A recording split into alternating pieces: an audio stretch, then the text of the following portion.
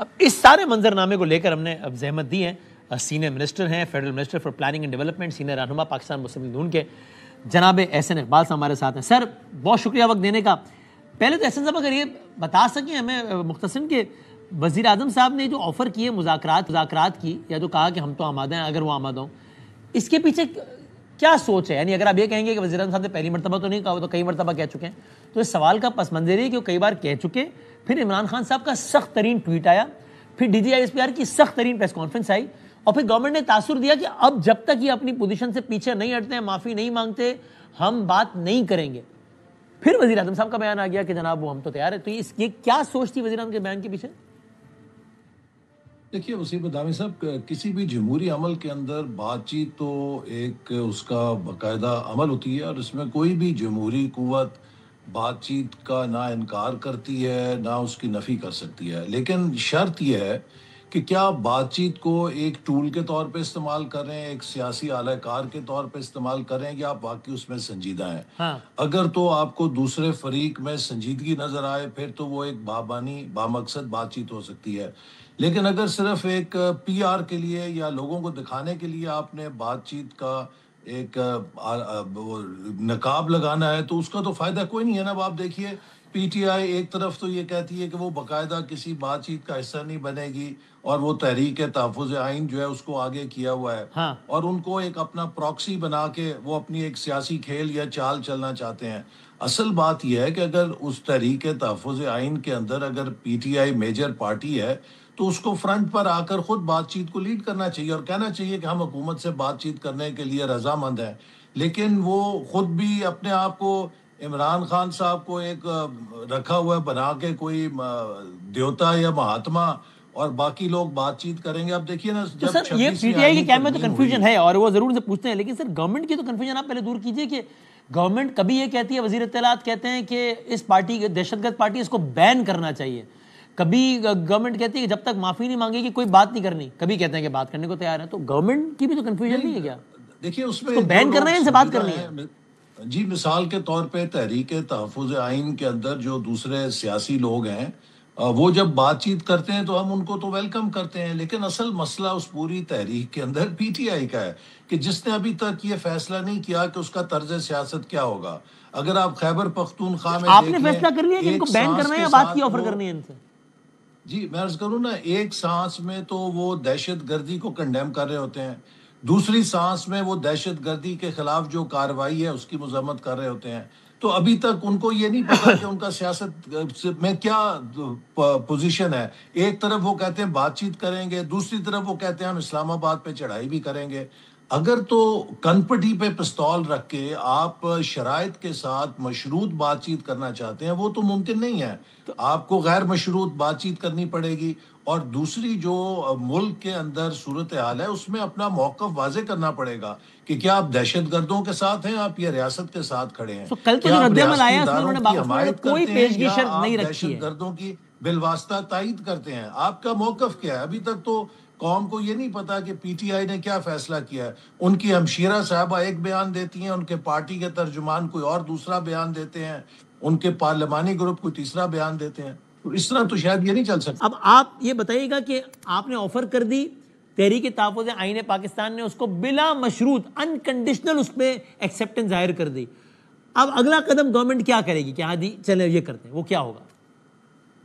دیکھیے گورنمنٹ نے تو جیسے پرائم منسٹر نے کہا ہے کہ ہم نے تو کبھی مذاکرات کے لیے دروازے بند نہیں کیے ہیں، اور اب یہ ان کے اوپر ہے کہ کیا وہ کس نوعیت کے مذاکرات چاہتے ہیں۔ میں ابھی آنیسٹلی پرسنلی یہ فیل کرتا ہوں کہ یہ سب ایک پی ٹی آئی کا پلوائے ہے، کیونکہ وہ کھل کے اس مذاکرات میں شامل نہیں ہو رہے، انہوں نے ایک تحریک تحفظ آئین کا کور لیا ہوا ہے۔ اس سے پہلے میں آپ سے جیسے کہہ رہا تھا کہ 26ویں آئینی ترمیم جب ہوئی تو اس وقت پی ٹی آئی اور جے یو آئی کی طرف سے مطالبہ آیا کہ آئینی ترمیم کو اتفاق رائے سے کیا جانا چاہیے، اور ہم نے اس کو ویلکم کیا، اور اس وقت سپیکر نے ایک پارلیمانی کمیٹی بنائی جس میں پی ٹی آئی کے لوگ بھی شریک تھے، اور اس پارلیمانی کمیٹی نے اتفاق رائے سے ایک مسودہ تیار کیا جس پر سب کا کنسنسس تھا۔ لیکن جب یہ وہ جیل میں لے کے گئے تو ان کے بانی نے اس کو ویٹو کر دیا۔ تو میرا مقصد ہے کہ جب تک ان کے بانی کلیئر نہیں ہے، جب ان کی جماعت کلیئر نہیں ہے، اگر آپ ان کی جماعت کا سوشل میڈیا دیکھیں، اس پر جس طرح کی ہرزہ سرائی ہو رہی ہے ہمارے ریاستی اداروں کے خلاف، ہماری ریاست کے خلاف، ان کی جو بیرون ملک برانچز ہیں وہ پاکستان کے خلاف باقاعدہ مہم جوئی کر رہی ہیں، کانگریس کے اندر لابنگ کر رہی ہیں، جو کام ہندوستان کے لابیسٹ کو کرنا چاہیے وہ پی ٹی آئی کے جو برانچز ہیں بیرون ملک وہ پاکستان کے خلاف کام کر رہی ہیں۔ تو آپ اس سارے طرز عمل کے ساتھ کس چیز پہ بات چیت کرنا چاہتے ہیں؟ اگر تو اس کا آپ مطلب چاہتے ہیں آپ کی کہ کچھ شرائط ہے کہ P T I X Y Z کام کرے تو پھر بات آگے بڑھ سکتی ہے؟ جی دیکھیے، میں سمجھتا ہوں کہ پی ٹی آئی کو اگر واقعی مذاکرات میں سنجیدہ ہے تو سب سے پہلے اس بات کا انہیں فیصلہ کرنا ہوگا کہ وہ کس کے ساتھ ہیں۔ کیا وہ پاکستان کی ریاست کے ساتھ ہیں یا وہ اپنے بانی کو پاکستان کی ریاست سے بڑا سمجھتے ہیں؟ کیا وہ پاکستان کے اندر کرپشن کے خاتمے کی بات کرتے ہیں یا پاکستان میں کرپشن کے دفاع کی بات کرتے ہیں؟ دیکھیے، جو ابھی ان کے بانی کو سزائیں ہوئی ہیں ہاں وہ آن ریکارڈ ہیں کہ جو ہمیں چور ڈاکو کہتے تھے، مجھے ایک جھوٹے مقدمے میں انہوں نے جیل میں رکھا اور آج موصوف اسی سیل کے اندر ہیں کہ جس سیل میں مجھے انہوں نے رکھا ہوا تھا، اور ہمارے خلاف تو وہ مقدمے سارے جھوٹے ثابت ہوئے، ان کے خلاف تو وہ سچے ثابت ہوئے ہیں۔ اب یہ بجائے اس کے کہ ہمارے گرد گھیرا تنگ کریں، یہ اپنے لیڈر سے جا کے سوال کریں نا کہ آپ نے ہمیں سبق پڑھایا تھا کرپشن کے خلاف، یہ 7-8 کروڑ کے جو جیولری سیٹ ہیں آپ نے 40-50 لاکھ میں کس طریقے سے خریدے؟ پاکستان کا 190 ملین پاؤنڈ جو ہے وہ آپ کس طرح ایک شخص کو فائدہ دینے کے لیے آپ نے اسے سرکاری خزانے میں جمع کرانے کی بجائے ملک ریاض صاحب کو آپ نے ان کے اکاؤنٹ میں سپریم کورٹ میں جمع کرا دیا؟ یہ چیزیں تو لکھی تو ایسے پڑھی سب کرپشن اگر ہے۔ یہ موڈ ہے تو پھر وزیر اعظم صاحب نے آفر ہی کیوں کی تھی مذاکراتی؟ پھر تو نہ کرتے، پھر تو وہ الزام پی ٹی آئی آپ پر لگائے گی جو ہم ان پر لگا رہے ہیں کہ جناب یہ مذاکرات کرنا چاہتے نہیں، ایسے ہی کہتے ہیں، لیکن ہم نے آمادگی ظاہر کی تو ابھی اس طرح کی باتیں کرا کہ نہیں پہلے جواب لیڈر سے پوچھو چوری کیوں کی تھی پھر مذاکرات کریں گے، پہلے بتاؤ لیڈر بڑا ہے ریاست بڑی، تو آپ نہ کہتے پھر آفر ہی نہ کریں پھر۔ نہیں، میں نے تو یہ آپ کو ایک ذاتی رائے بتائی ہے کہ میرے خیال میں یہ سنجیدہ نہیں ہے، یہ لوگ صرف مذاکرات کو ایک پولیٹیکل پلوائے کے طور پہ استعمال کر رہے ہیں۔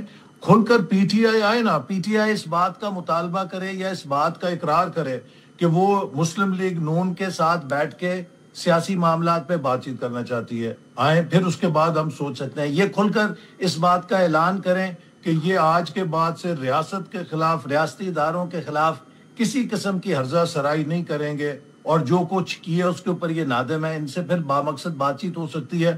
ویسے تو یہ میڈیا کی حد تک ٹھیک ہے کہ آپ مذاکرات کی بات کریں، ادھر سے بھی مذاکرات کی بات ہو، لیکن مذاکرات بامعنی بامقصد ہونے چاہیے نا۔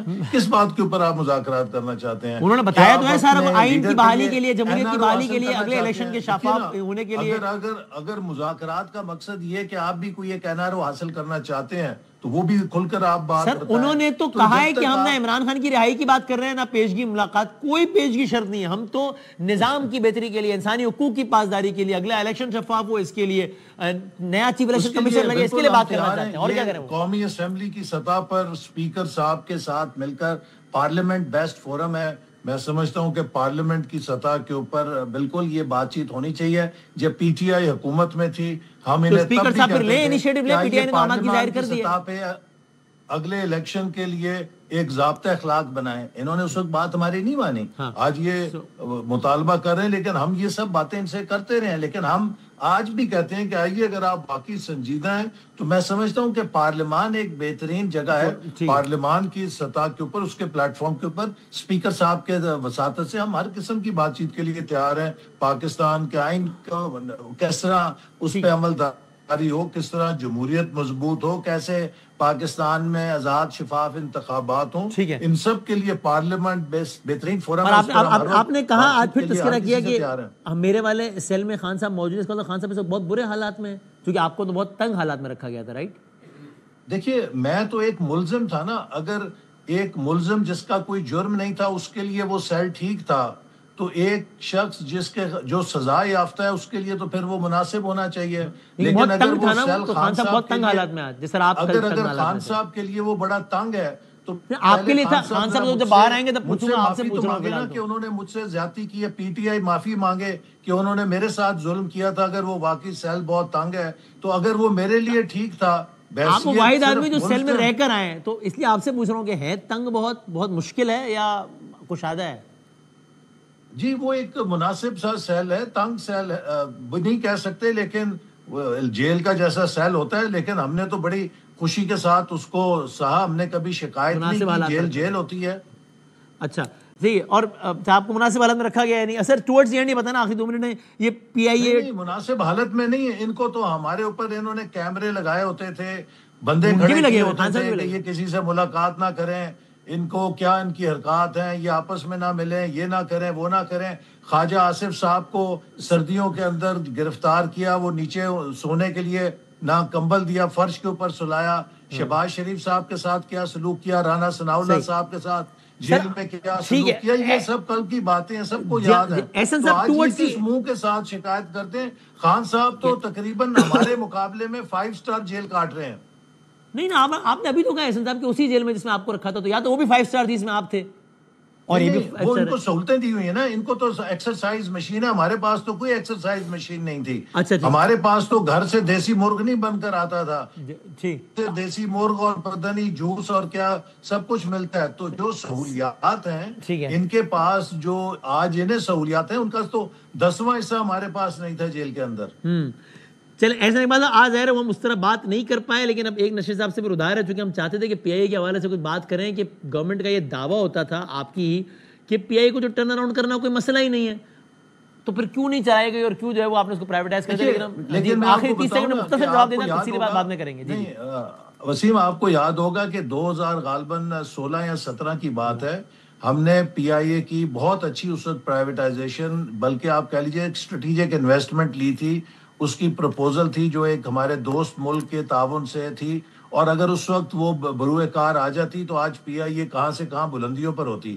لیکن اس وقت پی ٹی آئی نے اس کے خلاف احتجاج کیا, اس کو اپوز کیا اور اس کو سیبوٹاج کیا. اور اس کے بعد جب یہ حکومت میں آئے تو جو انہوں نے بیانات دیے, اس نے نہ صرف پی آئی اے کو کریش کیا بلکہ ہماری ہوا بازی کی صنعت کو تباہ کیا, اور پی آئی اے کو کئی 100 ارب روپے کا جو نقصان ہوا یورپ کے اور امریکہ کے روٹ بند ہونے کی وجہ سے. لیکن پی آئی اے کے بعد پھر ہم نے جو یہ پرائیویٹائزیشن کی ہے وہ ناگزیر تھی. لیکن اور بہت سارے سوالات جو کرنے ہیں آپ سے, لیکن انشاءاللہ کسی اور نشست میں. ظاہر ہے وقت کم ہو گیا تھا. بہت شکریہ احسن اقبال صاحب.